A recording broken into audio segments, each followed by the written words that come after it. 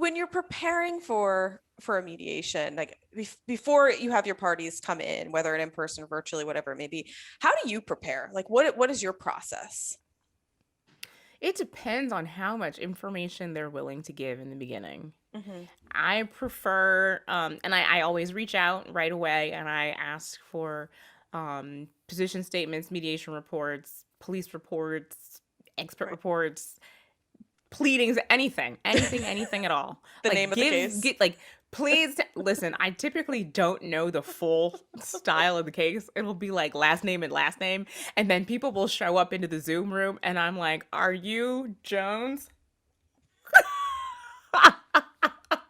Which is kind of funny because like people will pop in with like it'll just be numbers. I'm like, well, I can't Yeah. associate your phone number with who you are Oh on this sheet of yeah. paper. Um but anyway, yes, please tell me their names. And no one ever tells me their claims rep's name. Ever. Oh really? That's so yes. Well, Please I guess in share the that information. but I guess in the world of Zoom, you don't really think about that because before you would come together and you'd be Right. like, John Smith, oh yeah, he's my adjuster, and they'd be different. But now you're all coming in from different places, um, And at so different times, and I'm just looking at the waiting room like this name is not on my list. right, and then you want to be careful. You don't want to bring the wrong person in, and yeah, it's a whole other dynamic. Yeah.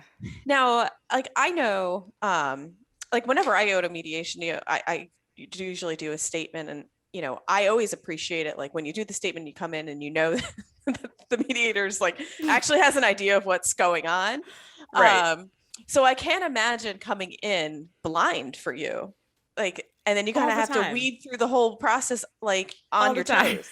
Yeah, That's absolutely. amazing. Like, Yeah. because It happens all the time.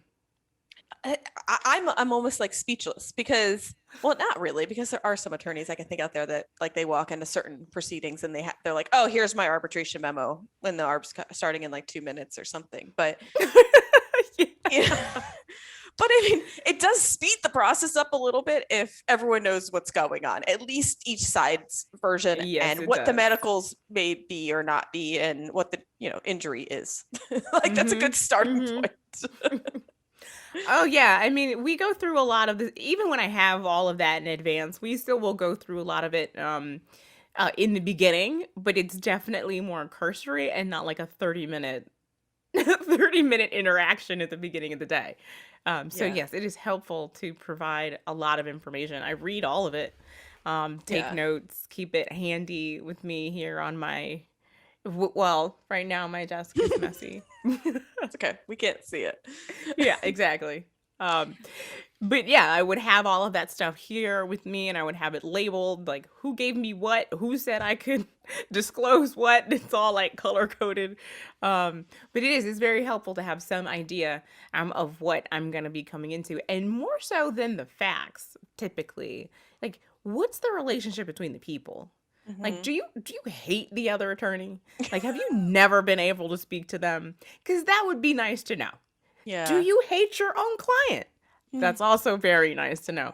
You would be shocked by how often that happens. Wow. Oh my God. Can I like, can I shadow you for a day? Like, can I just sit in one of these, get permission from the other parties and be like, I have someone who just wants to I have to be a find you a good fly one. on the wall. I really want to. I'm because I'm always very curious too. Obviously, when I'm in a mediation, what the discussion is in the other room with the other party, and I just, if I'm ever able to, I want to be a fly. We'll have to see if we can work something out. Because I mean, sometimes it's I won't say that it's amusing, but it's definitely not what I thought was happening in that room when I Okay. was in the defense room. Oh, Never. like what? Very different. Like, well, you know what I'm talking like about? Just like the interaction between the lawyer and the client sometimes is so strange. It's just so strange.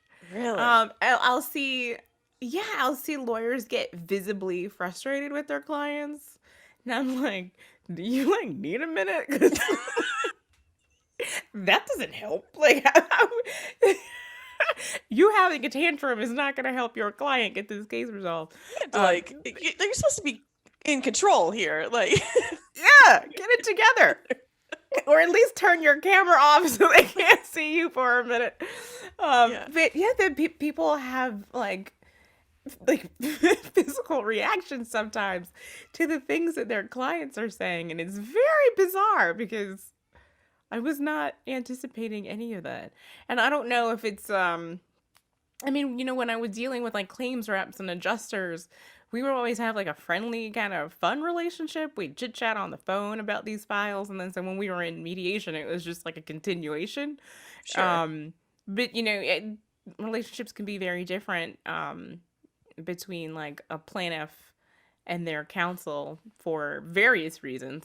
And then I don't think I ever had like an antagonistic relationship with an insured, but I mean, I wouldn't put it past me. I may have.